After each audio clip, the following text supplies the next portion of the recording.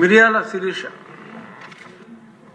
అధ్యక్ష, మా షెడ్యూల్ ఏరియాలో 100% ఉద్యోగాలు కల్పించినటువంటి ఘనత స్వర్గీయ శ్రీ నందమూరి తారక రామారావు గారు అయితే దాన్ని జీవో 3గా మార్చి 100% ఉద్యోగాలు కల్పించినటువంటి గిరిజన పక్షపాతి మన ముఖ్యమంత్రి చంద్రబాబు నాయుడు గారు. అధ్యక్ష, అయితే ఒక్క డిఎస్సి కూడా తీయనటువంటి వ్యక్తి గత ముఖ్యమంత్రి జగన్మోహన్ రెడ్డి అయితే గొప్ప విషయం అంటే అధ్యక్ష, మా షెడ్యూల్ ఏరియాలో ఏజెన్సీ ప్రాంతం గత 2019 సంవత్సరం ఎన్నికల్లో ఎంపీ ఎమ్మెల్యే స్థానాలకు కూడా ఎక్కువగా వైకాపాకే మద్దతు చూపించడం జరిగింది. అధ్యక్ష, ఇంత నమ్మిన గిరిజనులకి కనీసం న్యాయం చేయకుండా గిరిజనుల యొక్క ఆయుపట్టు అయినటువంటి జీవో 3ని సుప్రీంకోర్టులో కొట్టేస్తే దానిపై స్పందించకుండా కనీసం రివ్యూ పిటిషన్ కూడా వేయకుండా గిరిజనుల పొట్టగొట్టి గిరిజన ద్రోహి ఎవరైనా ఉన్నారంటే జగన్మోహన్ రెడ్డి అని మరొకసారి తెలియజేస్తా ఉన్నాను అధ్యక్ష.